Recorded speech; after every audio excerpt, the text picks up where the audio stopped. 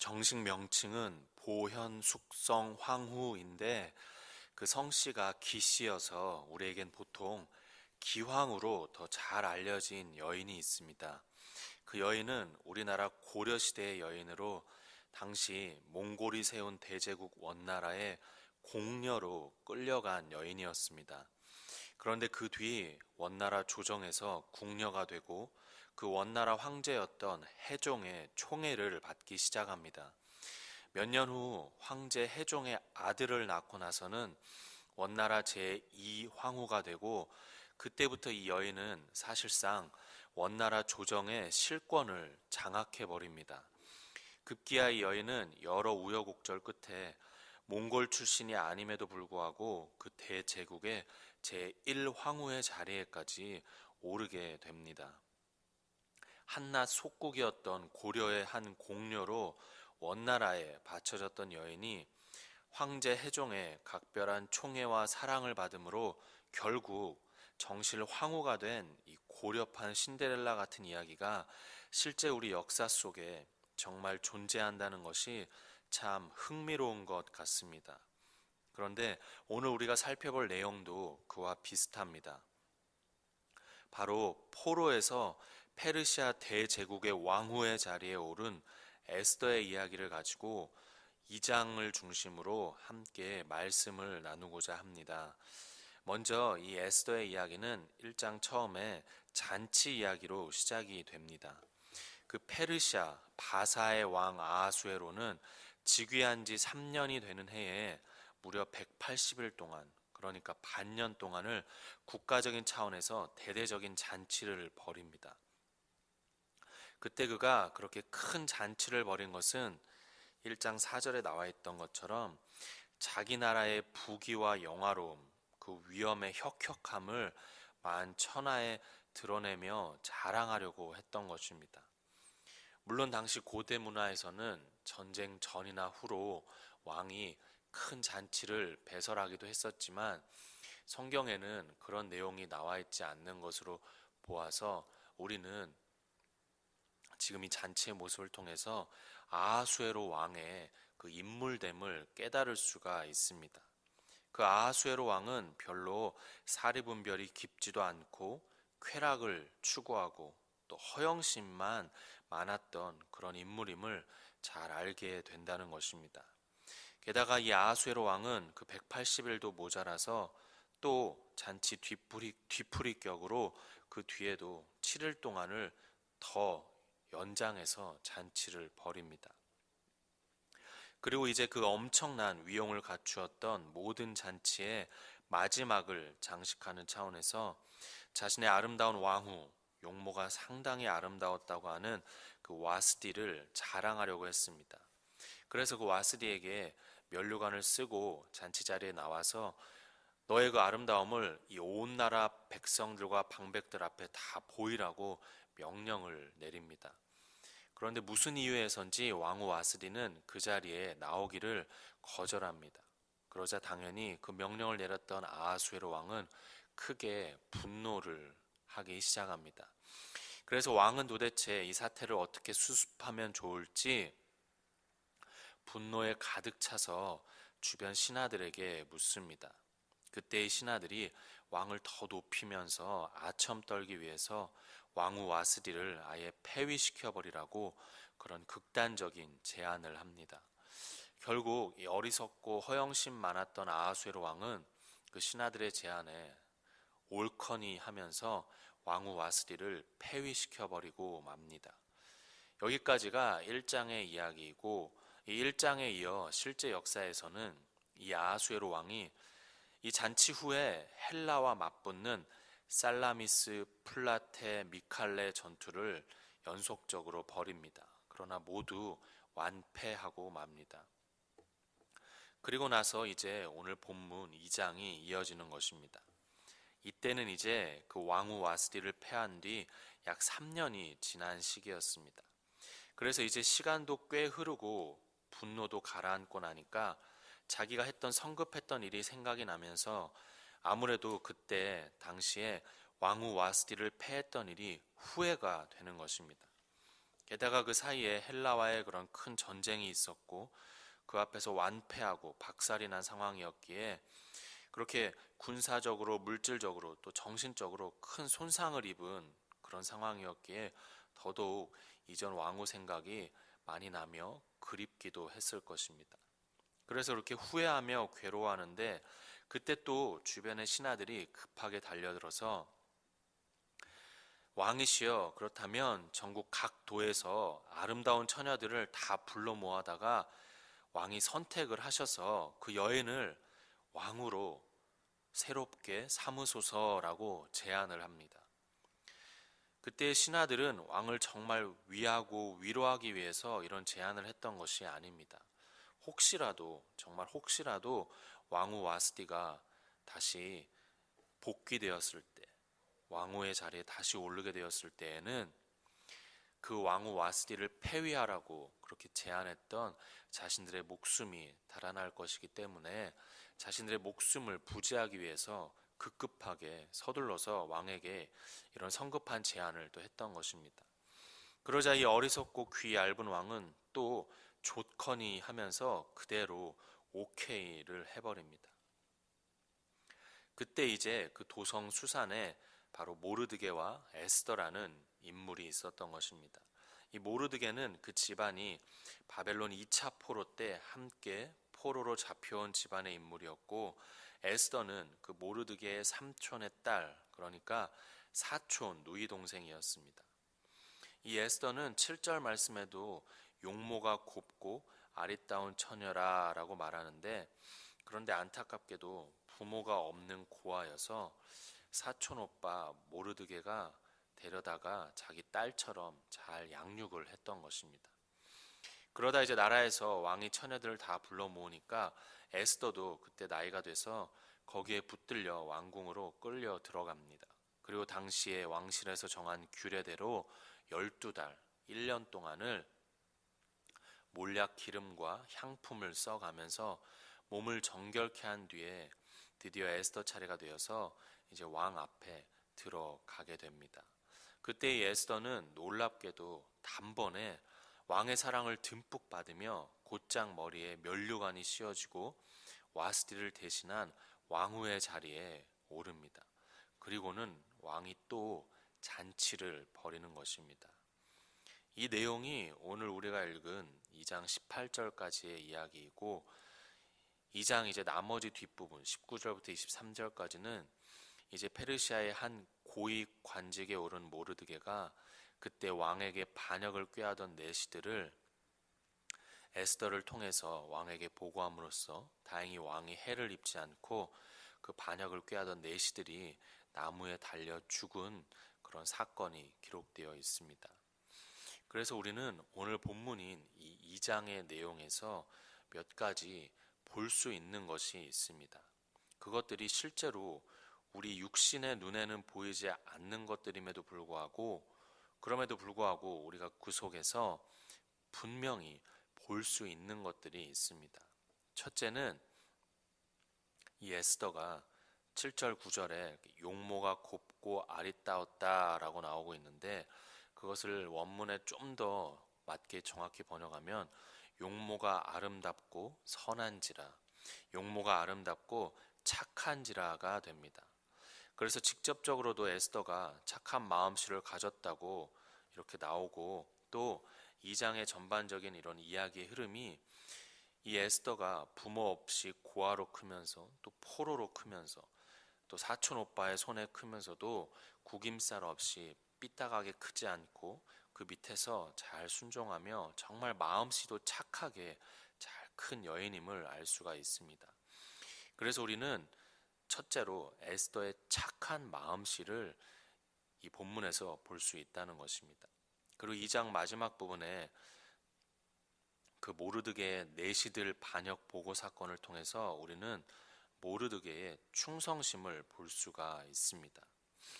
이렇게 우리는 우리의 육신의 눈에는 보이지 않지만 첫째로는 에스더의 착한 마음씨 그리고 둘째로는 모르드게의 충성심을 볼 수가 있다는 것입니다.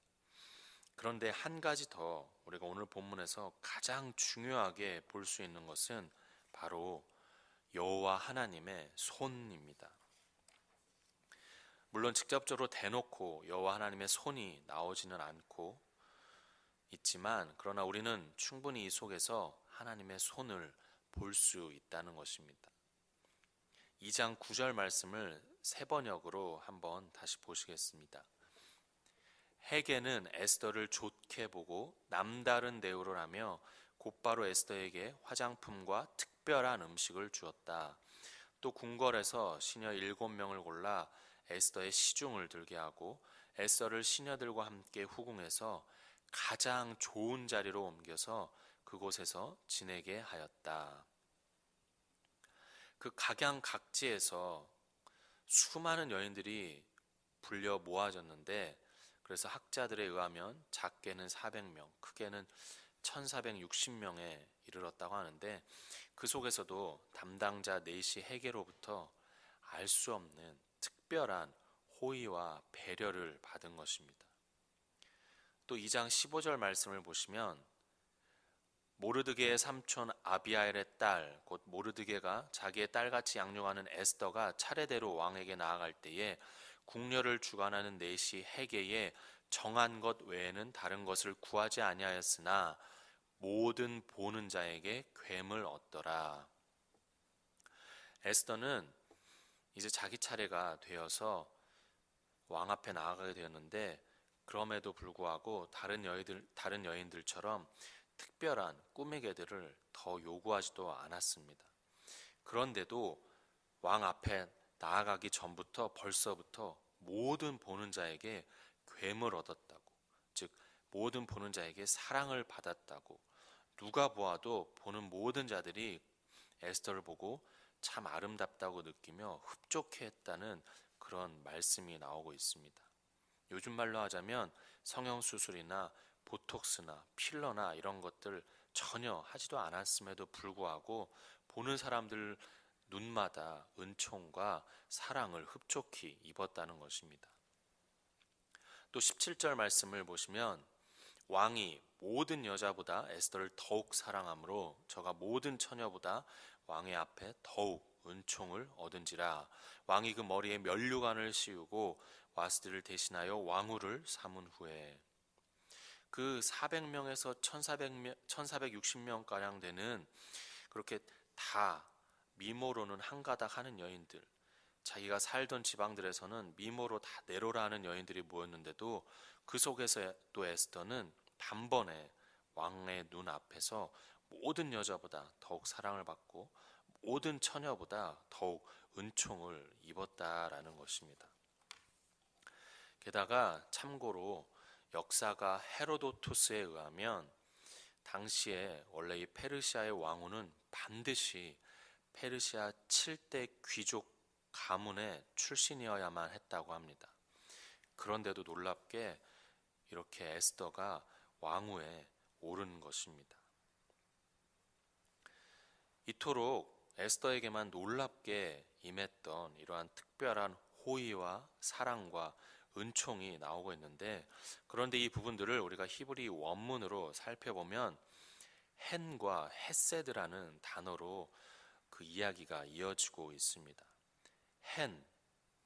헨은 호의와 호의, 은총, 은혜라는 뜻입니다. 대표적으로 창세기 6장 8절에 그러나 노아는 여호와께 은혜를 입었더라 해서 은혜가 바로 이 헨입니다.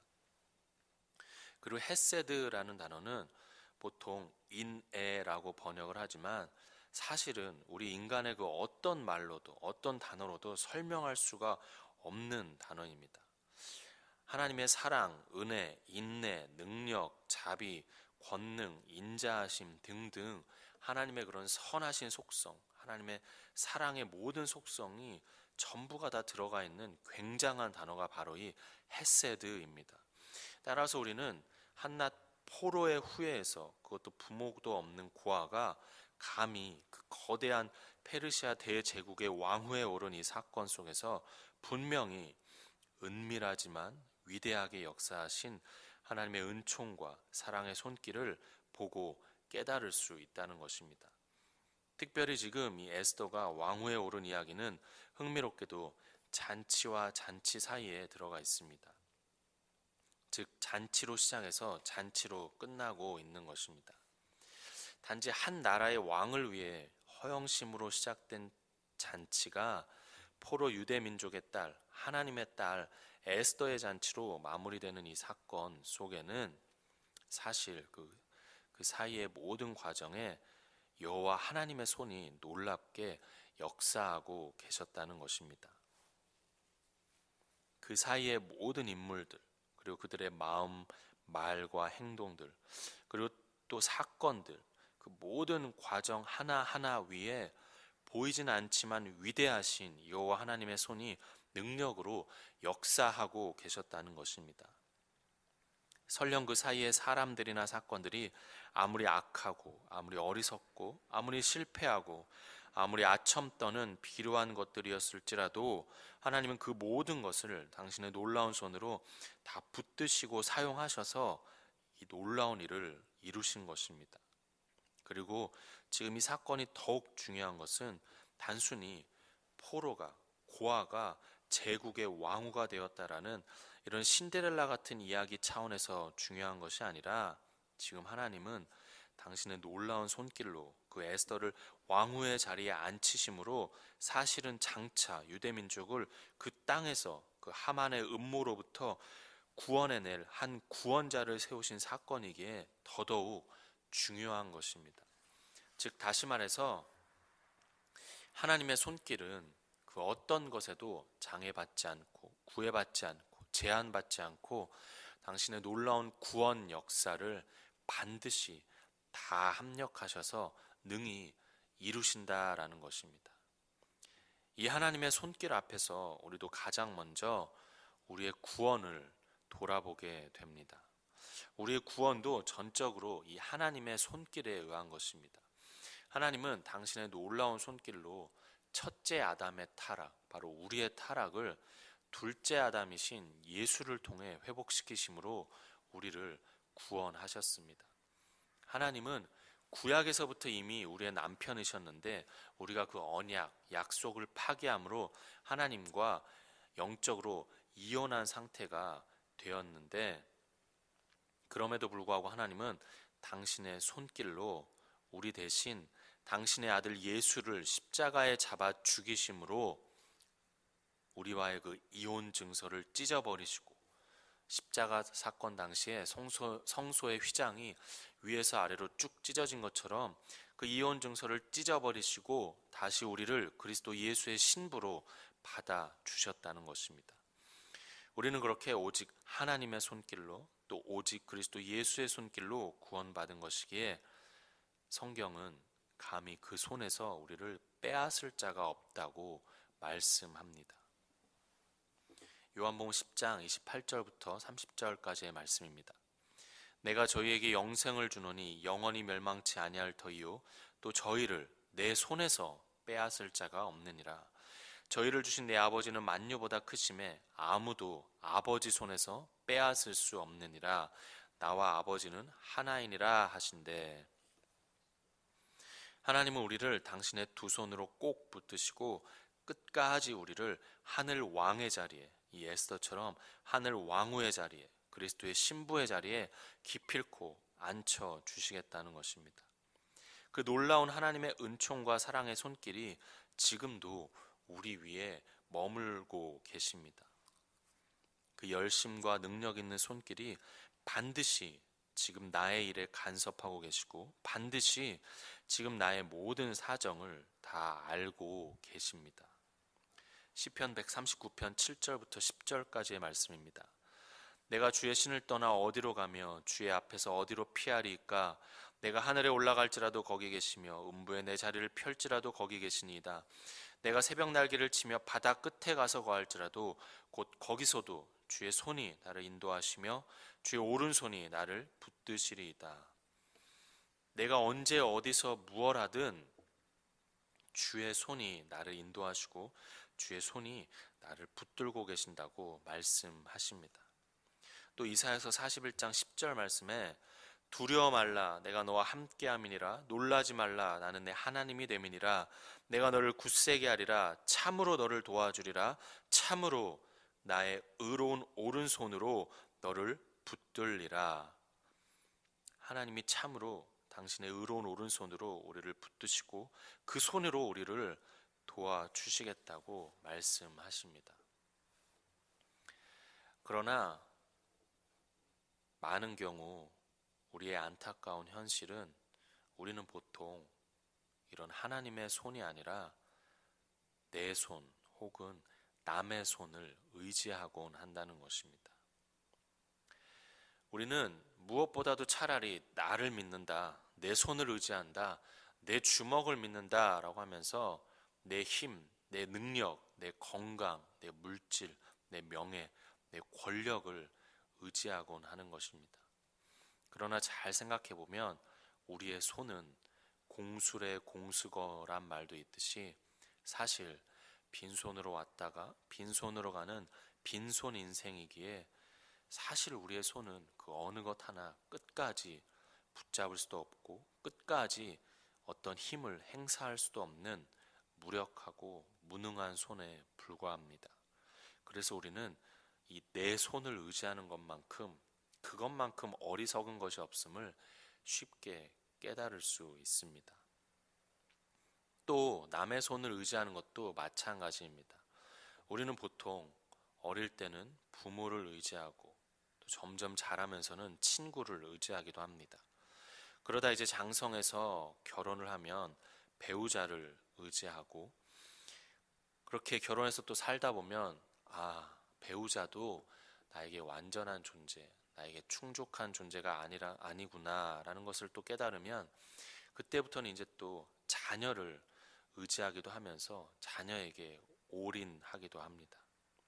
그러나 사실 그들도 다 똑같은 인간이기에 연약한 한계가 있고 또 무엇보다도 우리와 그들과의 관계, 그 부모라는 관계, 친구라는 관계, 배우자라는 관계, 자녀라는 그 관계가 사실은 영원한 관계가 결코 아니기에 그 관계들이 하늘나라에서도 영원히 계속 지속되는 관계들이 아니기에 그만큼 결국 그 남의 손이란 것도 궁극적으로는 별 힘이 없는 미약하고 연약한 손들에 불과함을 우리는 잘 깨닫게 됩니다.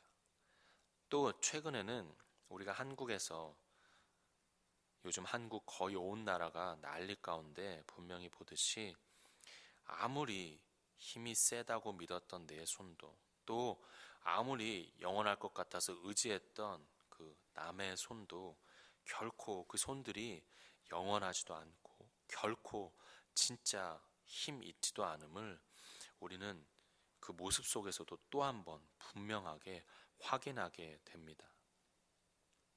따라서 우리가 이 저녁에 내 손이나 남의 손이 아닌 다시 우리 하나님의 손을 힘있게 의지하길 원합니다. 그 하나님의 손에 의지하며 우리 연약한 인생들을 다시 한번 온전히 내어 맡기기를 원합니다. 특별히 이제 또 벌써 오늘이 12월 16일로 2016년 한 해를 마무리하는 시기입니다. 이 시기에 지난 한 해를 돌아보면 모두들 어떠신지 모르겠습니다.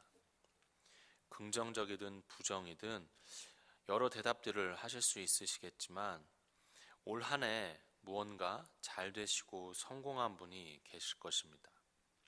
그분들에게는 성경이 이렇게 말씀합니다. 하나님의 능하신 손 아래서 겸손하라. 사실 잘 되고 성공한 그 모든 것들도 결국에는 하나님이 여러분을 통해 하나님의 손으로 하신 것임을 기억하고 감사하면서 그 앞에서 우리는 겸손해야 한다는 것입니다.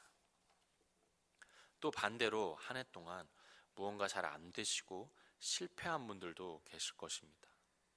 물론 그것들이 본인의 게으름이나 무절제함이나 방탕으로 인한 것이었다면 잘못된 것이지만 그것이 아니었다면 잘 안 되고 실패한 것들도 하나님의 손 안에서만큼은 우리는 괜찮다고 말할 수 있습니다. 왜냐하면 그 전지전능하시고 선하신 손길, 그 모든 것을 합력하여 선을 이루시는 하나님의 손길이 지금도 우리 위에, 또 우리의 인생 위에 강하게 머물러 계시기 때문입니다. 우리는 분명히 기억합니다. 하나님은 인간의 가장 저주스러운 그 흉측한 십자가조차도 인간에게 가장 최고의 복인 생명을 낳는 구원의 자리로 완전히 바꾸어 놓으신 분임을 기억합니다. 하나님 당신의 손길로 그렇게 하신 것입니다. 그래서 우리는 아무리 실패했을지라도, 아무리 밑바닥일지라도, 아니 더 나아가 아무리 무적행, 그 밑바닥조차도 없다고 하는, 밑까지도 뻥 뚫렸다라고 하는 그 지옥 같은 무적행 같은 상황일지라도 인간의 끝이 하나님의 시작입니다. 인간의 실패가 하나님의 성공의 시작입니다. 라고 믿음으로 선포하며 새로운 소망을 가지고 다시 한번 새 출발, 새 시작을 할 수 있다는 것입니다.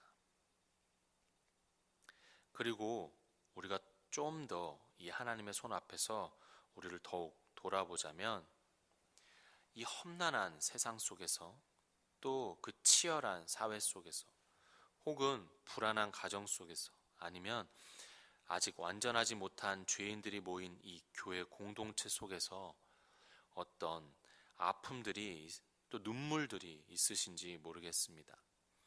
하나님은 당신의 손길로 그 눈물을 친히 닦아 주시겠다고 말씀하십니다. 또 어떤 외로움들이 있으십니까?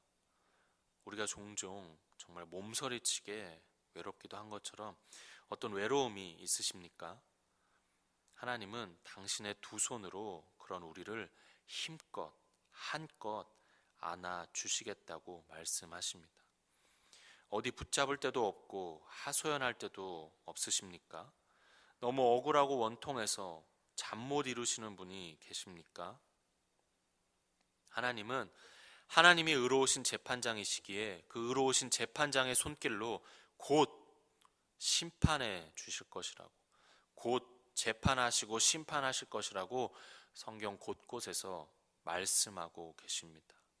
그 놀라운 손길이 바로 우리 하나님 아버지의 손이라는 것입니다. 이제 말씀을 마무리하며 그림 한 장을 함께 나누고자 합니다. 이 그림은 17세기에 네덜란드 황금 시대의 대표적인 화가로 손꼽히는 렘브란트의 돌아온 탕자라는 그림입니다. 그림 속에서 우리는 돌아온 탕자의 두 어깨 위에 아버지가 두 손을 올리고 있는 모습을 봅니다. 저 그림의 핵심은 바로 아버지의 두 손이라고 할 수 있습니다. 그래서 그림에서도 저 두 손에 강한 빛이 이렇게 비추어져 있는데, 조금 더 잘 보시면, 확대해서 한번 보시면 한 손은 두껍고 거친 손, 그리고 또 다른 한 손은 부드럽고 하얀 손임을 알 수 있습니다.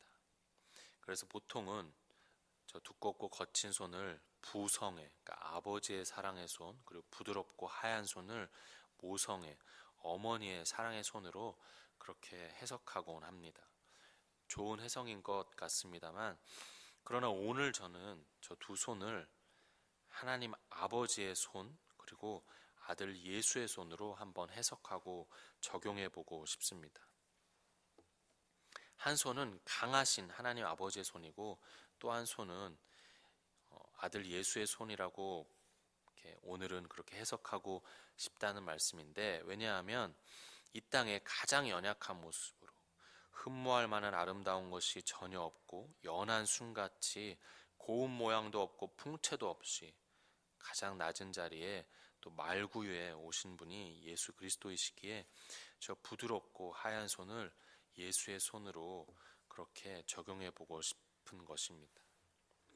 우리가 저 그림을 마지막으로 함께 보는 것은 저렇게 악한 탕자일지라도 그 위에 아버지의 두 손이 저렇게 머물고 있는 것처럼 하나님의 자녀인 우리 위에도 우리는 여전히 늘 부끄러운 저 탕자의 모습임에도 불구하고 우리 위에도 하나님의 손이 지금도 꼭 저렇게 머물러 계시다는 것입니다. 이사야서 49장 15절 말씀을 읽어드리면 여인이 어찌 그 젖먹는 자식을 잊겠으며 자기 태에서 난 아들을 긍휼히 여기지 않겠느냐. 그들은 혹시 잊을지라도 나는 너를 잊지 아니할 것이라. 우리는 그냥 자녀들이 아닙니다. 우리는 하나님이 당신의 손으로 아들 예수를 제물로 잡아 죽여가며 그 십자가에서 물과 피를 다 쏟아내는 십자가 해산의 고통으로 친히 낳으신 존귀한 하나님의 자녀들입니다. 그렇기 때문에 우리를 절대로 잊지 않으시고 꼭 긍휼히 여기시며 변함없이 당신의 두 손으로 우리를 붙들고 계신 것입니다. 포로이자 고아이자 연약한 여인이었던 그 에스더를 붙드신 하나님의 헨과 헤세드의 손길, 은총과 사랑의 손길, 그 열심과 능력의 손길, 그리고 저 천하에 죽을 악한 탕자조차도 저 그림에서처럼 저렇게 여전히 강한 손과 부드러운 손으로 붙들고 계신 우리 아버지의 두 손이 지금도 힘있게 저와 여러분의 양 어깨 위에 머물러 계십니다. 우리 강하신 하나님 아버지의 손과 또 우리 주 예수 그리스도의 피 묻은 못자국난 손길, 이 두 손을 꼭 기억하는 저와 여러분 되시길 간절히 바랍니다. 기도하시겠습니다.